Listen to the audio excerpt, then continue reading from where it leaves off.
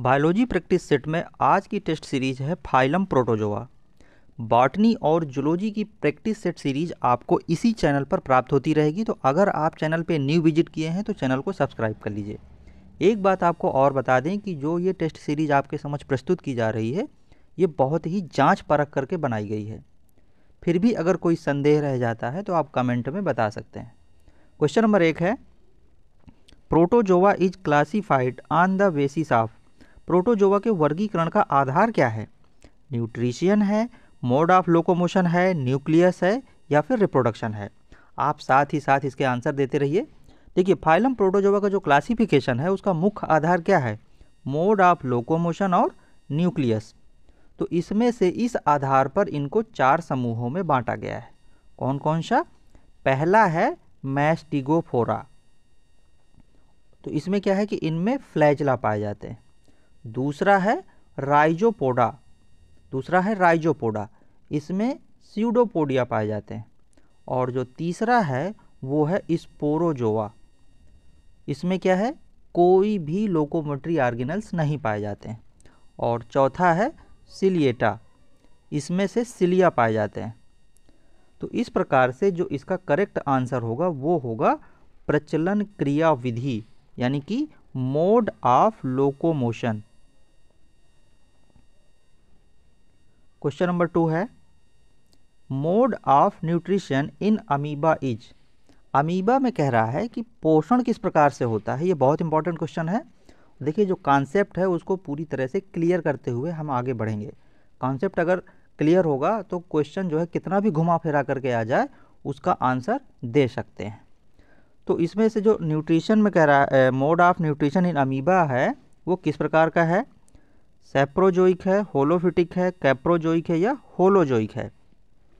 देखिए, हिंदी में बोलते हैं होलोजोइक को प्राणी संपोषण।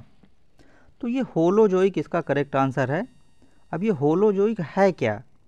तो होलोजोइक में क्या होता है कि जब बाह्य भोजन को उसके पूर्ण रूप में किसी ग्राह्य अंग द्वारा ग्रहण किया जाता है तो इसे होलोजोइक विधि कहते हैं। इसमें क्या है कि ये सर्वाहारी होता है। ठीक है, ये सर्वाहारी होता है। तो इसमें दूसरे जंतुओं तथा पौधों को निगल करके अपना भोजन प्राप्त किया जाता है। क्वेश्चन नंबर 3 है, fission a method of reproduction is commonly found in. जो विखंडन है, जो प्रजनन की क्या है, एक विधि है, सामान्यतः निम्न में से किस में पाई जाती है?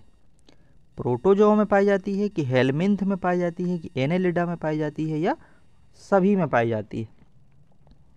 तो इसमें से जो करेक्ट आंसर है इसका वो है प्रोटोजोआ। अब ये है क्या? विखंडन है क्या? देखिए, असेक्सुअल जो विखंडन है वो जीवों का एक प्रकार का असेक्सुअल रिप्रोडक्शन है। ठीक है, वो क्या है? Asexual reproduction. तो इसमें से क्या है कि जो पेरेंट सेल होती है वो 2 समान आकार की, ठीक है, पेरेंट जो सेल होती है वो 2 समान आकार की डॉटर सेल में विभाजित हो जाती है। तो सामान्यतः प्रोटोजोआ, बैक्टीरिया, यीस्ट आदि में जो विखंडन की क्रिया है ये प्रयुक्त होती है। क्वेश्चन नंबर 4 है, Monocystis is a parasite of. जो मोनोसिस्टिस है वो किसका परजीवी है? पाइला का है, अर्थवर्म का है, हेरोडिनेरिया का है या फिर यूटाइफियस का है? तो इसमें से जो मोनोसिस्टिस है वो इनवर्टिब्रेट एनिमल में अंतः परजीवी के रूप में रहता है। और ये जो मोनोसिस्टिस है ये जो है कुछ इस तरह से इसकी संरचना रहती है। तो ये केचुए के अंदर सीलोम में और शुक्राशय में अंतः परजीवी होते हैं। तो इसका करेक्ट आंसर क्या हो जाएगा? इसका करेक्ट आंसर है अर्थवर्म। क्वेश्चन नंबर अगला है, which class of protozoa is totally parasitic. यानी कि कह रहा है कि प्रोटोजोआ का कौन सा क्लास जो है टोटली पूर्ण रूप से पैरासिटिक है, परजीवी है। तो देखिए, इसमें से 4 ऑप्शन दिए गए हैं, सिलिएटा, मैस्टिगोफोरा, स्पोरोजोआ और सार्कोडेना। तो इसमें से जो स्पोरोजोआ है इसके जो क्लास हैं इसके अंतर्गत वो केवल एंडोपैरासाइट आते हैं, ठीक है, यानी कि अंतःपरजीवी हैं इनके, अंतःपरजीवी, ठीक है। स्पोरोजोआ के अंतर्गत केवल एंडोपैरासाइट आते हैं और इनमें गमन के लिए जो है जो लोकोमोटरी ऑर्गेनल्स होते हैं वो क्या होते हैं, अब्सेंट होते हैं, ठीक है। तो ये जो है स्पोरोजोआ नितांत रूप से अंतःपरजीवी है, तो इसका करेक्ट आंसर है स्पोरोजोआ। क्वेश्चन नंबर अगला है, contractile vacuole in protozoans mainly serve for. Protozoa के जंतुओं में जो संकुचनशील धानी है इसका कह रहा है कार्य क्या है, डाइजेशन है, एक्सक्रेशन है, ऑस्मो रेगुलेशन है या वाटर एब्जॉर्प्शन है, पाचन, उत्सर्जन, परासरण नियंत्रण या फिर जल अवशोषण। तो इसमें से जो ये कॉन्ट्रैक्टाइल वैक्यूल है ये क्या है कि उनकी कोशिका में जल का नियंत्रण करती है ये, ठीक है। तो इसमें से ये हो जाएगा परासरण नियंत्रण, यानी कि osmo regulation, correct answer osmo regulation. अगला क्वेश्चन है, निम्न में से कौन रोगजनक कसाबी नहीं है, which of the following is not a pathogenic flagellate, Leishmania, giardia, Trypanosoma या नाक्टुलिका। तो देखिए इसका करेक्ट आंसर क्या होगा, नाक्टुलिका। क्यों होगा नाक्टुलिका, क्योंकि नाक्टुलिका का कुछ जो है स्ट्रक्चर इस प्रकार से होता है, ऐसे करके, ठीक है, ये इसकी ये इस तरह से। तो इसमें से नाक्टुलिका एक डायनोफ्लैजिलेट है, यह परजीवी नहीं होता है, इसका शरीर गोलाकार जेली के समान होता है। तो कौन रोगजनक कसाबी नहीं है, नाक्टुलिका।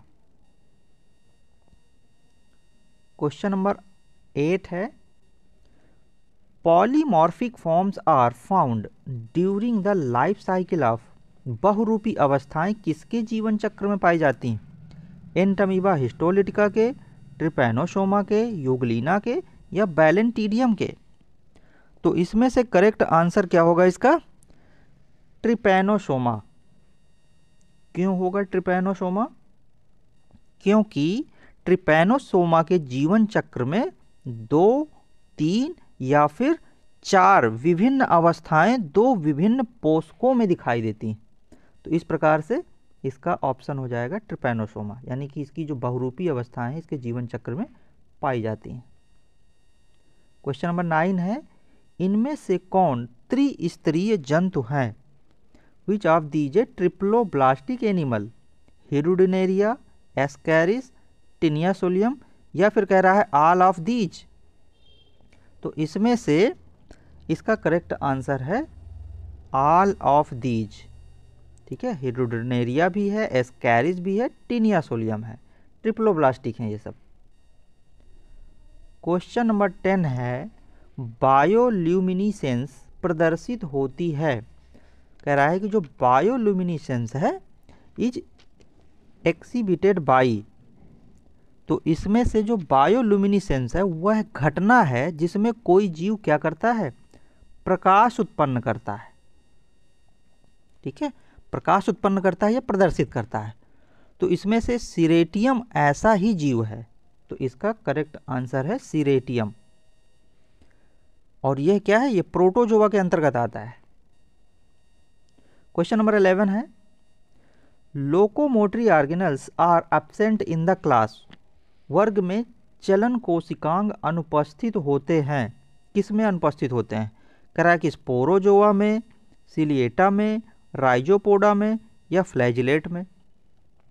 तो अभी हमने पढ़ा है कि प्रोटोजोआ में केवल जो स्पोरोजोआ है इसके जंतु ही परजीवी होते हैं, यानी कि इनमें किसी भी प्रकार के जो लोकोमोटरी ऑर्गेनल्स होते हैं वो प्रेजेंट नहीं होते हैं, नहीं पाए जाते हैं। तो इसका करेक्ट आंसर कौन सा हो जाएगा, स्पोरोजोआ, ठीक है, स्पोरोजोआ। क्वेश्चन नंबर अगला है, एंट अमीबा हिस्टोलिटिका की संक्रामक अवस्था पूछ रहा है, infective stage of Entamoeba histolytica is. तो इसमें से 4 ऑप्शन दिए गए हैं, pre cystic stage, cystic stage, tetranucleate cysts और ट्रोफोजॉइट स्टेज। तो इसमें से जो एंटमीबा हिस्टोलिटिका है उसकी इन्फेक्टिव स्टेज होती है टेट्रान्यूक्लिएट सिस्ट। तो इसका करेक्ट आंसर हो जाएगा सी। टेट्रान्यूक्लिएट जो सिस्ट है इसका निर्माण मनुष्य की कहाँ पे होता है? आंतों में होता है। ठीक है, मनुष्य की आंतों में होता है। क्वेश्चन नंबर अगला है,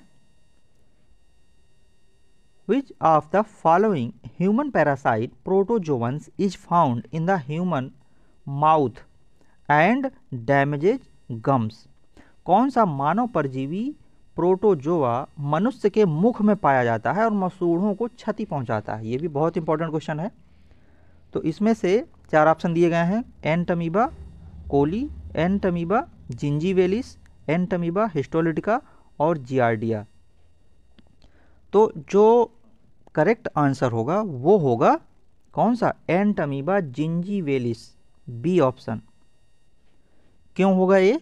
क्योंकि यह क्या करता है कि अपना जो भोजन है वो मुख गुहा की एपिथीलियम, जो मुख गुहा है उसकी एपिथीलियम ऊतक और भोजन के टुकड़े एवं जीवाणु आदि से प्राप्त करता है, और ये क्या करता है? मसूड़ों को भी क्षति पहुंचाता है। ठीक है, तो इसका करेक्ट ऑप्शन है एंटमीबा जिंजीवेलिस। क्वेश्चन नंबर अगला है, contractile vacuole is absent in. जो कॉन्ट्रैक्टाइल वैक्यूल है वो किस में एब्सेंट रहती है? अमीबा में रहती है कि एंटमीबा हिस्टोलिटिका में रहता है कि पैरामीशियम में या फिर आर्सेला में? तो इसमें से देखिए कॉन्ट्रैक्टाइल वैक्यूल जो है वो एंटमीबा हिस्टोलिटिका में एब्सेंट रहती है। ठीक है, एंटमीबा हिस्टोलिटिका में कॉन्ट्रैक्टाइल वैक्यूल की कोई ज़रूरत नहीं रहती है, क्योंकि इसके चारों ओर क्या है कि मनुष्य की जो आंत है, चारों ओर इसकी मनुष्य की आंत का कोलन भाग का माध्यम होता है, जो कि इसकी कोशिका से आइसोटोनिक होता है। अगला क्वेश्चन है, how many nuclei are found in the mature cyst of Entamoeba coli? तो कह रहा है कि कितने केंद्रक पाए जाते हैं mature cyst of Entamoeba coli? Entamoeba coli के मैच्योर सिस्ट में कितने केंद्रक पाए जाते हैं? 4, 8, 2 या नन ऑफ द एबो? तो इसमें से जो एंटमीबा कोलाई है वो क्या है? वो पैथोजेनिक नहीं है। ठीक है, रोगजनक नहीं है, मतलब नहीं समझा जाता है। तो इसमें से इसके जो केंद्रक होते हैं वो कितने होते हैं? 8 केंद्रक होते हैं। ठीक है, तो इसका करेक्ट ऑप्शन हो जाएगा बी, 8। क्वेश्चन नंबर अगला है, the proof of sexual reproduction is not found in. कह रहा है कि लैंगिक जनन का कोई प्रमाण नहीं मिलता है, किसमें? पैरामीशियम में कि युगलीना में कि मोनोसिस्टिस में या नन ऑफ दीज, इनमें से कोई नहीं। तो युगलीना जो होता है इसमें सेक्सुअल रिप्रोडक्शन नहीं होता है। ठीक है, तो करेक्ट ऑप्शन कौन सा हो जाएगा? युगलीना विरिडिस। युगलीना में जो सेक्सुअल रिप्रोडक्शन है वो नहीं होता है। ये क्या करता है? बाइनरी फिजन और मल्टीपल फिजन द्वारा असेक्सुअल रिप्रोडक्शन करता है। ठीक है, असेक्सुअल रिप्रोडक्शन करता है। क्वेश्चन नंबर अगला है, सुफनर्स डार्ट, यहाँ पर थोड़ा सा टाइपिंग मिस्टेक है, Schuffner dots observed and the red blood corpuscles of man in which of the following disease. तो कह रहा है कि जो सुफनर्स के बिंदु हैं वो किस रोग को प्रदर्शित करते हैं? Red blood corpuscles of man, मनुष्य में जो लाल रक्त कणिकाएं होती हैं उसमें जो सुफनर्स के डार्ट बिंदु दिखाई देते हैं वो किस रोग को प्रदर्शित करते हैं? तो जो मनुष्य की लाल रुधिर कणिकाएं होती हैं उसमें सुफनर के बिंदु दिखाई देते हैं। तो इसमें से क्या होता है कि कौन सा रोग होता है? अभी ये जो है सुफनर का जो डार्ट बिंदु है वो मलेरिया रोग को प्रदर्शित करता है। ठीक है, तो यहाँ पर सी ऑप्शन करेक्ट हो जाएगा। इसमें क्या होता है कि अमीबी अवस्था में ऑरेंज या येलो रंग के सुफनर डार्ट मलेरिया रोग के दौरान आरबीसी में दिखाई देते हैं। ठीक है, आरबीसी में दिखाई देते हैं। क्वेश्चन नंबर अगला है, reserve food in Euglena viridis in mainly, Euglena viridis में जो मुख्य रूप से जो इनका रिजर्व फूड होता है वो क्या होता है? तो इसमें से 4 ऑप्शन दिए हैं, कह रहा स्टार्च है कि पैरामाइलम है कि फैट है या स्टार्च एंड पैरामाइलम है। तो इसमें से जो यूग्लिना का जो एंडोप्लाज्म है उसमें क्या होता है कि पैरामाइलॉन, पैरामाइलॉन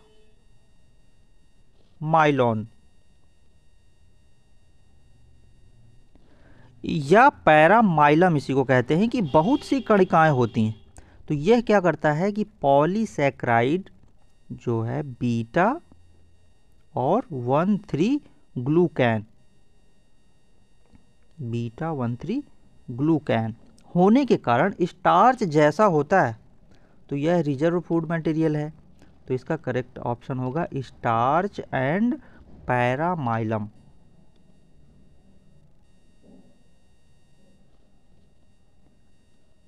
क्वेश्चन नंबर अगला है, यूग्लिना कंटेन्स क्लोरोफिल टाइप, कह रहा है कि यूग्लिना में जो है किस प्रकार के क्लोरोफिल पाए जाते हैं? 4 ऑप्शन दिए गए हैं। क्लोरोफिल कह रहा है कि B and A, chlorophyll A and C, chlorophyll B and C या फिर chlorophyll A B and C. Euglena में किस प्रकार के क्लोरोफिल पाए जाते हैं? तो यूग्लिना में जो क्लोरोफिल होता है वो ए और बी, और उनके साथ जो है बीटा कैरोटीन होता है। तो यहाँ पर करेक्ट ऑप्शन कौन सा हो जाएगा? Chlorophyll B and A option. Question number अगला है 20, पैरामाइलम इजे, पैरामाइलम क्या है? अभी हमने पढ़ा कि पैरामाइलम क्या है, कार्बोहाइड्रेट है। ठीक है, पैरामाइलम क्या है?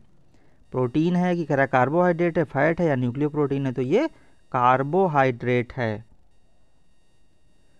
फिर है अगला question 21, the infective stage of malarial parasites. अब यहाँ से ये और भी ज़्यादा अच्छे क्वेश्चन आ रहे हैं। देखिए, इन्फेक्टिव स्टेज क्या है मलेरियल पैरासाइट की? तो इसमें से जो मलेरिया परजीवी है वो क्या है? प्लाज्मोडियम है। ठीक है, मलेरिया परजीवी प्लाज्मोडियम है और उसका जो जीवन चक्र है वो क्या है? 2 होस्टों में पूर्ण होता है। ठीक है, पहला क्या है? मनुष्य में, और जो दूसरा है वो फीमेल एनोफ्लीज मच्छर में। ठीक, तो मनुष्य के लिए जो इसकी इन्फेक्टिव स्टेज होती है वो क्या होती है? स्पोरोजॉइट। तो यहाँ पर सी ऑप्शन करेक्ट होगा, स्पोरोजॉइट। क्वेश्चन नंबर अगला है, the infective stage of Plasmodium vivax for female Anopheles is. अब देखिए, जो ये क्वेश्चन है ना, इनको बहुत ही ध्यानपूर्वक समझना पड़ेगा। कह रहा है कि जो इन्फेक्टिव स्टेज है प्लाज्मोडियम वाइवेक्स की, अब कह रहा है कि फीमेल एनोफ्लीज जो मच्छर है उसके लिए कौन सी है? तो प्लाज्मोडियम का जो जीवन चक्र है वो मनुष्य तथा फीमेल जो है, अभी हमने जो पढ़ा कि फीमेल मच्छर और मनुष्य 2 होस्टों में कंप्लीट होता है। ठीक है, तो मनुष्य की जो आरबीसी है, मनुष्य का जो आरबीसी है उसमें गैमेटोसाइट बनते हैं, और ये गैमेटोसाइट फीमेल मच्छर के काटने पर उसके कहाँ पर? स्टमक में पहुँच जाते हैं, आमाशय में पहुँच जाते हैं, जहाँ पर इनके विकास से क्या होता है? गैमेट्स का निर्माण होता है। तो यहाँ पर करेक्ट ऑप्शन हो जाएगा gametocyte, D option. Question number 23 है, cerebral malarial is caused by, जो सेरेब्रल मलेरिया होता है वो कह रहा है किसके कारण होता है? तो इसमें से 4 ऑप्शन दिए गए हैं, Plasmodium vivax, Plasmodium ovale, Plasmodium malariae और फैल्सीपेरम। तो इसमें से जो प्लाज्मोडियम वाइवेक्स और प्लाज्मोडियम ओवेल है, ठीक है, समझिए इसको, प्लाज्मोडियम वाइवेक्स और प्लाज्मोडियम जो ओवेल है ये क्या है? तृतीयक मलेरिया उत्पन्न करते हैं। ठीक है, ये जो है तृतीयक मलेरिया उत्पन्न करते हैं, बहुत इंपॉर्टेंट है ये। और प्लाज्मोडियम जो मलेरियाई है, ये जो प्लाज्मोडियम मलेरियाई है ये चतुर्थक मलेरिया उत्पन्न करता है, और इसमें क्या होता है कि हर 72 घंटे में बुखार आता है। अब बचा फैल्सीपेरम, तो फैलसीपेरम द्वारा क्या होता है, सेरेब्रल मलेरिया उत्पन्न होता है। ठीक है, तो यही तो पूछ रहा है कि cerebral malaria is caused by किसके द्वारा, तो ये falciparum, D option. Question number 24, the pseudopodia of amoeba are important for, amoeba के जो पादाब हैं इसके लिए महत्वपूर्ण हैं। किसके लिए महत्वपूर्ण है, फीडिंग के लिए, भोजन ग्रहण करने के लिए, ऑफेंस एंड डिफेंस के लिए, लोकोमोशन के लिए, कि लोकोमोशन एंड फीडिंग के लिए। तो जो जीवित अमीबा होता है उसकी क्या है कि सतह पर चारों तरफ जीव द्रव्य के छोटे छोटे उभार रहते हैं, निरंतर बनते हैं और वापस शरीर में विलीन होते रहते हैं। इन उभारों को स्यूडोपोडिया कहते हैं। ठीक है, इन उभारों को क्या कहते हैं, स्यूडोपोडिया कहते हैं। तो कह रहा है कि इसका कार्य क्या है, तो इसका कार्य क्या है, लोकोमोशन और फीडिंग, गमन और भोजन ग्रहण। क्वेश्चन नंबर 25 है, प्लाज्मोडियम इज डाइजेनेटिक, मोनोजेनेटिक, एक्टोपैरासिटिक या पॉलीजेनेटिक। प्लाज्मोडियम क्या होता है, तो ये होता है डाइजेनेटिक, ए ऑप्शन।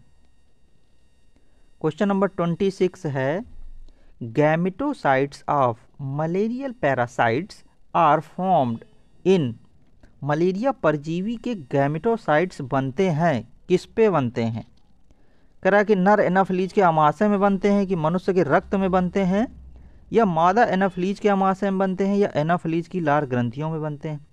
क्वेश्चन को बहुत अच्छे से समझिए। देखिए, मलेरिया परजीवी के गैमेटोसाइट बनते हैं, तो जो मलेरिया परजीवी के जो गैमेटोसाइट हैं वो मनुष्य के रक्त में बनते हैं। ठीक है, blood of man. Question number 26 का ऑप्शन है बी। क्वेश्चन नंबर 27 है, क्वेश्चन नंबर 27 कह रहा है कि schizont stage in the life cycle of malarial parasite occurs in, जो मलेरिया पैरासाइट की साइजेंट स्टेज है उसके जीवन चक्र में वो कहाँ पर बनती है। ठीक है, इस साइजेंट स्टेज कहाँ पर होती है, तो जो मलेरिया परजीवी है वो प्लाज्मोडियम के जीवन चक्र में साइजेंट अवस्था एक असेक्सुअल स्टेज है, असेक्सुअल स्टेज है, जो 2 स्थानों पर पाई जाती है। कहाँ कहाँ पर, मनुष्य के रक्त में, ठीक है, मनुष्य के रक्त में पाई जाती है, और दूसरा है मनुष्य की लीवर सेल्स में। तो यहाँ पर जो करेक्ट ऑप्शन होगा वो होगा erythrocytes of man, erythrocytes of man. Question number 28 है, paramecium belongs to the order, paramecium का जो है कह रहा है कि कौन सा गण है, किस ऑर्डर से संबंधित है पैरामीशियम, सिलियोफोरा से है, सिलिएटा से है, कि हाइमनोस्टोमेटिडा से है, कि होलोट्राइका से है। तो पैरामीशियम का जो क्लास है वो क्या है, वो सिलिएटा है। ठीक है, और ऑर्डर क्या है, हाइमनोस्टोमेटिडा है। तो यहाँ पर पूछ क्या रहा है, पूछ रहा है ऑर्डर। ठीक है, तो कहीं सिलिएटा नहीं बता देना, ऑर्डर पूछ रहा है, तो ये होगा इसका करेक्ट ऑप्शन हाई, ये वाला सी ऑप्शन। ठीक है, हाइमनोस्टोमेटिडा। अगर क्लास पूछेगा तो है फिर वो सिलिएटा। क्वेश्चन नंबर 29, पैरामीशियम का सूक्ष्म केंद्रक होता है, the micro nucleus of paramecium is, paramecium का जो सूक्ष्म केंद्रक है वो क्या होता है, डिप्लॉयड होता है, पॉलीप्लॉयड होता है, या नॉन रिप्रोडक्टिव होता है, या the main source of RNA है। तो जो पैरामीशियम का सूक्ष्म केंद्रक है उसमें क्या है कि वो 2 केंद्रक होते हैं। देखो, ठीक है, 2 केंद्रक होते हैं ना, 2 केंद्रक होते हैं, एक माइक्रो न्यूक्लियस और दूसरा है मैक्रो न्यूक्लियस, माइक्रो और मैक्रो। तो दोनों ही क्या होते हैं, डिप्लॉयड होते हैं, ए option. Question number 30, question number 30 कह रहा है, conjugation in paramecium involves exchange of, paramecium में जो संयुग्मन होती है, संयुग्मन की जो क्रिया होती है उसमें कह रहा है किसका आदान प्रदान होता है। ये बहुत इंपॉर्टेंट क्वेश्चन है। तो इसमें से कह रहा है कि माइक्रो न्यूक्लियस होता है या मेगा न्यूक्लियस या बोथ ऑफ दीज या नॉन ऑफ दीज, इनमें से कोई नहीं। लघु केंद्रिका, गुरु केंद्रिका, दोनों या फिर इनमें से कोई नहीं। तो देखिए इसमें से जो है जो माइक्रो न्यूक्लियस है वो पैरामीशियम की एक लैंगिक परिघटना से गुजरता है जिसे कंजुगेशन कहते हैं। ठीक है, पैरामीशियम क्या है कि एक लैंगिक परिघटना से गुजरता है। तो इसमें से ये जो है यहाँ से ब्रेक करके ये इस प्रकार से दो में डिवाइड होता है विखंडन क्रिया से। तो इसमें से माइक्रो न्यूक्लियस का जो है आदान प्रदान होता है। किसका आदान प्रदान होता है? माइक्रो न्यूक्लियस का, यानी कि लघु केंद्रिका का। A option. 31 है पैरामीशियम इज, कह रहा पैरामीशियम किस प्रकार का प्राणी है? अमोनिया उत्सर्जित करता है कि यूरिया कि यूरिक एसिड?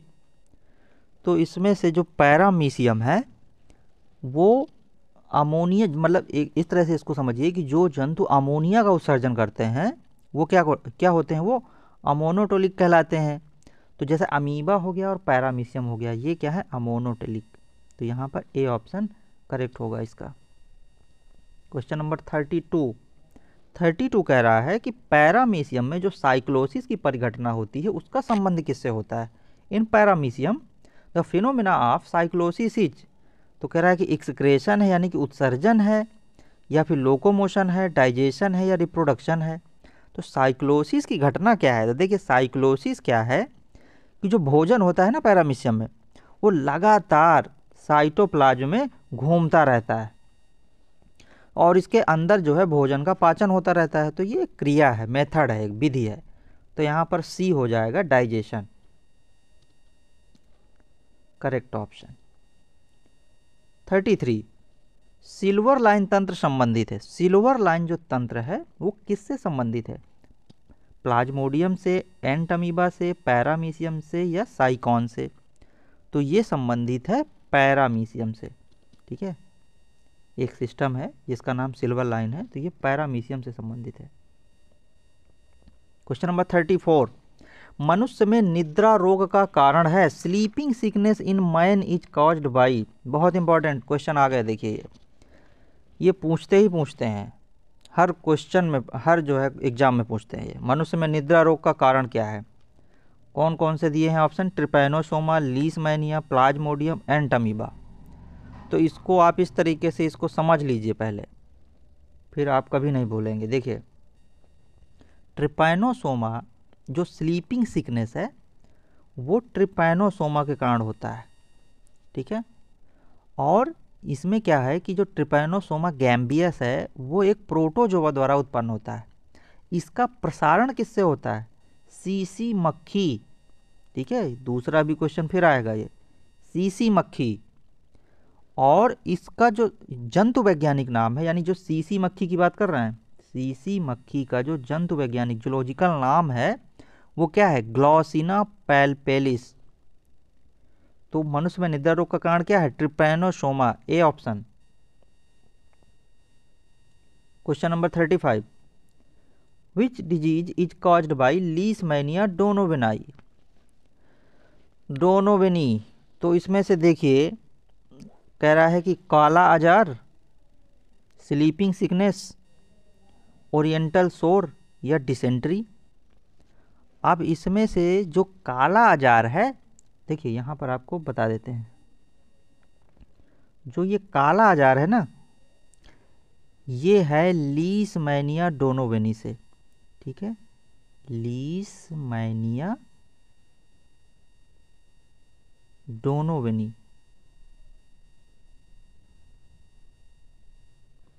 और जो स्लीपिंग सिकनेस है ये क्या है? Trypanosoma gambiense, Trypanosoma gambiense. ठीक है, और जो ये ओरिएंटल सोर है वो है लीशमैनिया ट्रोपिका। ध्यान रखिएगा, लीशमैनिया ट्रोपिका। ठीक है, और जो डिसेंट्री है वो है एंटमीबा हिस्टोलिटिका। ठीक है, तो यहाँ पे क्या पूछ रहा है, यहाँ पूछ रहा है लीशमैनिया डोनोवेनी। तो जो लीशमैनिया डोनोवेनी है वो है काला अजार। तो यहाँ पर ए ऑप्शन करेक्ट होगा इसका। 36, ये देखिए आ गया ना, उसी से रिलेटेड क्वेश्चन आ गया। ये कह रहा है कि ग्लॉसिना पेल्पेलिस किसका वाहक है। ग्लॉसिना पेल्पेलिस इज अ वेक्टर ऑफ काला आजार, अमीबिएसिस, स्लीपिंग सिकनेस की टाइफाइड। तो अभी हमने पढ़ा था कि जो ग्लॉसिना पेल्पेलिस है वो क्या है, सीसी मक्खी है ये, ठीक है, सीसी मक्खी का जूलॉजिकल नाम है ये। तो ये क्या है कि स्लीपिंग सिकनेस ट्रिपैनोसोमा गैम्बियस द्वारा होता है, और ग्लॉसिना जो पेल्पेलिस है ये इसका वाहक होती है। तो यहाँ पर क्या होगा, सी ऑप्शन करेक्ट हो जाएगा, स्लीपिंग सिकनेस। 37 नंबर कह रहा है कि चतुर्थक मलेरिया का कारण क्या है। क्वार्टन मलेरिया इज कॉज्ड बाय, किसके कारण होता है। तो चतुर्थक जो मलेरिया है ये किसके कारण होता है, ये प्लाज्मोडियम मलेरियाई द्वारा होता है, प्लाज्मोडियम मलेरियाई। और इसमें होता क्या है कि हर 72 घंटे में, ठीक है, हर 72 घंटे में बुखार आता है। तो दोनों फैक्टर समझ लीजिए, ये क्वेश्चन जो है दूसरे तरीके से भी आ सकता है कि हर 72 घंटे में जो बुखार आता है वो किसके कारण होता है, वो प्लाज्मोडियम मलेरियाई द्वारा होता है। और यहाँ पे क्वेश्चन पूछ लिया कि चतुर्थक मलेरिया का क्या कारण है, प्लाज्मोडियम मलेरियाई। या फिर पूछ सकता है कि प्लाज्मोडियम मलेरियाई के द्वारा कौन सा रोग होता है, कौन सा मलेरिया होता है, तो वो चतुर्थक मलेरिया होता है। कितने घंटे में बुखार आता है, 72 घंटे में बुखार आता है, ठीक है। क्वेश्चन नंबर 38 है, yellow fever is transmitted by, जो पीत ज्वर है उसका स्थानांतरण किस प्रकार से होता है, फीमेल क्यूलेक्स से, फीमेल एनाफिलीज से, फीमेल एडीज से, या हाउस फ्लाई से। तो जो पीत ज्वर होता है, जो येलो फीवर जिसे कहते हैं, वो मादा एडीज के द्वारा ट्रांसमिटेड होता है, यानी कि सी ऑप्शन यहाँ पे करेक्ट होगा, मादा Aedes, female Aedes. Question number 39 है, क्वेश्चन नंबर 39 कह रहा है कि वूचेरेरिया के द्वारा फाइलेरिएसिस जिस कारण से होता है वह है। तो वूचेरेरिया जो फाइलेरिएसिस है उसमें कह रहा है कि जो फाइलेरिया होता है तो उसमें से होता क्या है, मतलब कि क्या हो जाता है, लसिका ग्रंथियों में अवरोध हो जाता है, रक्त कोशिकाओं में अवरोध हो जाता है, सिराओं में अवरोध हो जाता है, कि धमनियों में अवरोध हो जाता है, ब्लॉक इन लिम्फ ग्लैंड हो जाता है, कि ब्लॉक इन ब्लड कैपिलरी हो जाता है, कि ब्लॉक इन द वेन्स, या ब्लॉक इन द आर्टरीज हो क्या जाता है। देखिए जो वूचेरेरिया ब्रैंकोफ्टाई है उसमें क्या है कि ये मनुष्य में क्या करता है, फाइलेरिया रोग उत्पन्न करता है। तो इसमें क्या है कि लिम्फ ग्लैंड में अवरोध उत्पन्न हो जाता है, ठीक है, लिम्फ ग्लैंड में अवरोध उत्पन्न हो जाता है, जिससे क्या हो जाता है, सूजन आ जाती है, ठीक है। तो यहाँ पर क्या है कि कौन सा ऑप्शन सही होगा, इसमें ऑप्शन सही होगा लसिका ग्रंथियों में अवरोध, यानी कि block in lymph gland, A number. Question number 40, question number 40 कह रहा है कि ट्राइकोसिस्ट का कार्य है, functions of trichocyst of. Trichocyst क्या है, तो देखिए कि बचाव एवं सुरक्षा के लिए जो है ट्राइकोसिस्ट पैरामीशियम तथा अन्य सिलिएट्स प्रोटोजोआ में पाए जाते हैं, ठीक है। तो ये हमने आंसर बता दिया कि इसका करेक्ट ऑप्शन क्या होगा, बचाव एवं सुरक्षा के लिए, ए ऑप्शन, ठीक है, offence and defence. Question number 41, साइटोपाइक पाया जाता है, साइटोपाइक कहाँ पाया जाता है, तो जो साइटोपाइक होता है वो क्या होता है, पैरामीशियम के फूड, पैरामीशियम के फूड इक्विपमेंट का एक क्या होता है, भाग होता है, ठीक है। तो यहाँ पे सी ऑप्शन करेक्ट हो जाएगा, पैरामीशियम।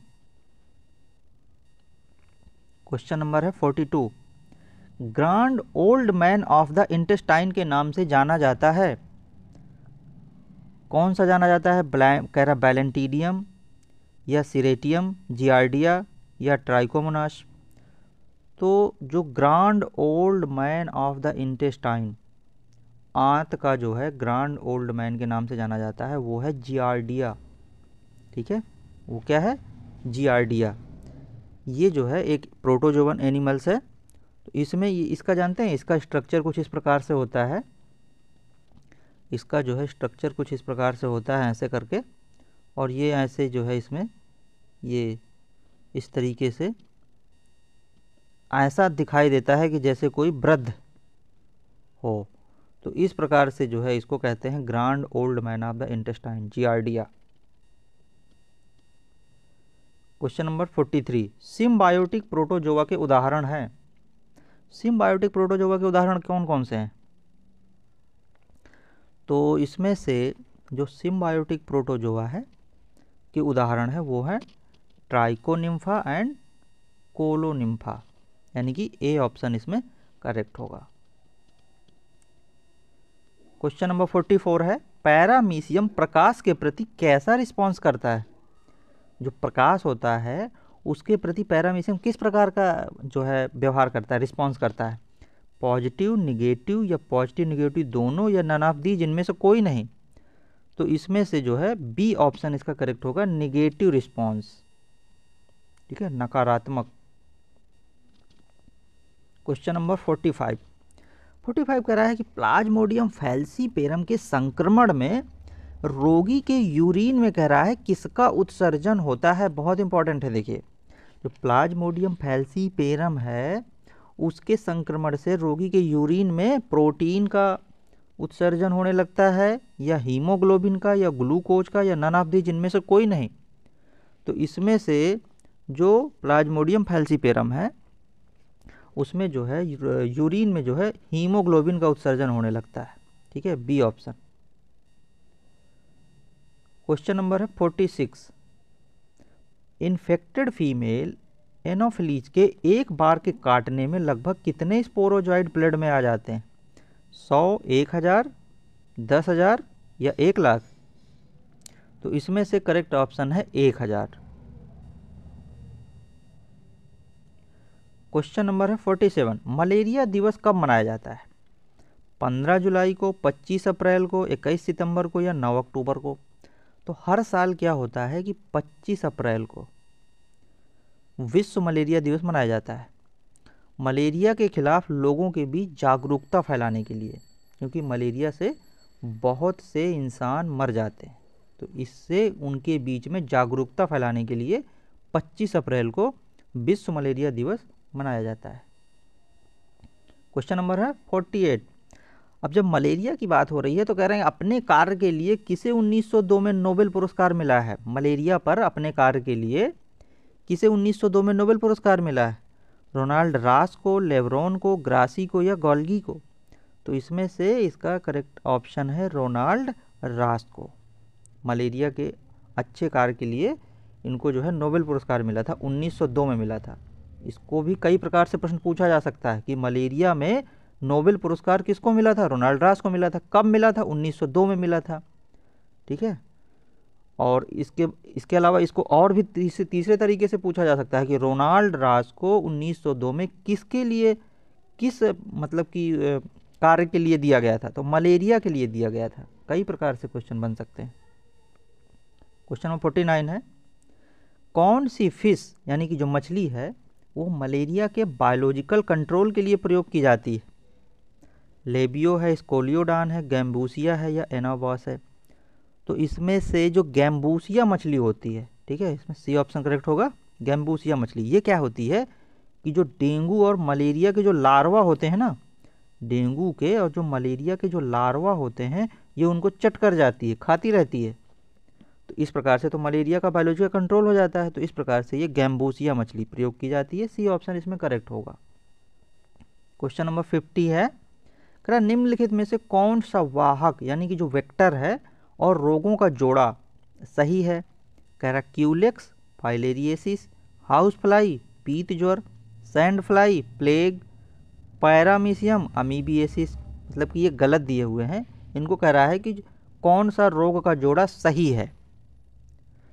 तो इसमें से जो क्यूलेक्स है ये वाला जोड़ा सही है। ठीक है, फाइलेरिएसिस।